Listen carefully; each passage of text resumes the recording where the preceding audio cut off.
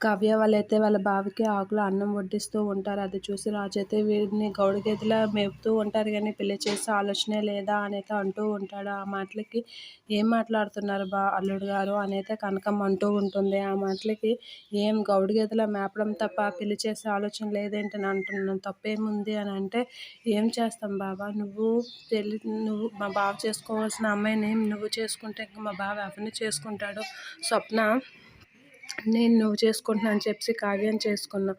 అదేదో నువ్వు స్వప్నాన్ని చేసుకున్నా బాగుండు. మా బావని కావ్య చేసుకుందును అనైతే అంటూ ఉంటుంది అపర్ణ. ఆ మాటలకి రాజు అయితే ఇప్పుడే నీకు ఎలాంటి అమ్మాయి కావాలో చెప్పు బావ తమ్ముడు, దాన్ని బట్టి నేను అమ్మాయిని చూస్తాను అంటే కావ్యలా వండి పెట్టే అమ్మాయి, కావ్యలా పద్ధతిగా ఉన్న అమ్మాయి కావాలి అన్నయ్య అనైతే అంటూ ఉంటాడు. ఆ మాటలకి అపర్ణ అయితే అలాంటి అదృష్టం ఇంకా ఎక్కడిది అన్నయ్య బావ, ఇంకా కావాలంటే మా బావకి కానీ సెకండ్ ఒపీనియన్ ఉండి మా అక్కని విడిపోయే ఒపీనియన్ ఉంటే నువ్వు చేసుకుందువులే అనైతే అంటూ ఉంటుంది. ఆ మాటలకి రాజు అయితే అపర్ణ కాస్త చూసి పొట్టు చుట్టుతా ఏంటి మరి దారుణంగా మాట్లాడుతుంది, పాయింట్ ఆఫ్ చేసి మాట్లాడుతుంది, దీనికి తెలుసా ఏంటని ఆలోచిస్తూ ఉంటాడు.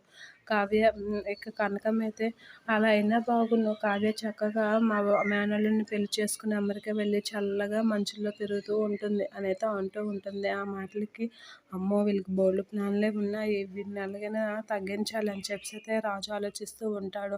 ఏంటి బావ నీకు రెండో ఒపీనియన్ ఉందా ఏంటి అని రాజుని అడుగుతూ ఉంటుంది.